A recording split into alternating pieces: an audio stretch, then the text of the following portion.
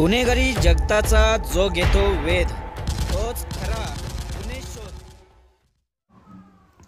वसई विरारमध्ये ईडीची धडक कारवाई, अनधिकृत बांधकाम प्रकरणात 30 कोटींचं गबाड जप्त। नमस्कार, मी मीनाक्षी गोडके, गुन्हे शोध न्यूज नेटवर्क या आपल्या आवडत्या यूट्यूब चॅनलवर पुन्हा एकदा हार्दिक स्वागत। वसई विरार महापालिकेतील अनधिकृत बांधकाम प्रकरणात सक्त वसुली संचालनालयाने ईडी बुधवारी सकाळी एकाच वेळी 13 ठिकाणी धाड टाकत मोठी कारवाई केली।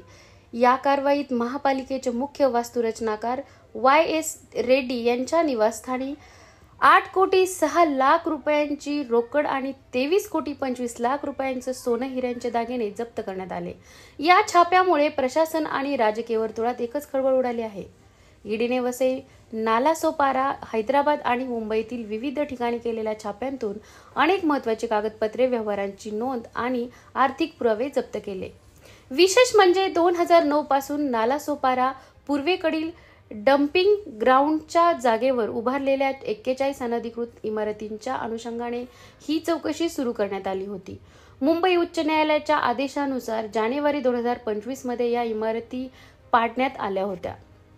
या प्रकरणात महापालिकेतील अधिकारी, स्थानिक नेते तसेच काही नामांकित बिल्डर्स यांचा सहभाग उघडकीस आला आहे। भाजपाचे कार्यकर्ते विवेक तिवारी तसेच बिल्डर आणि गुप्ता आणि सीताराम गुप्ता यांच्या ठिकाणावरही ईडीने छापे टाकले।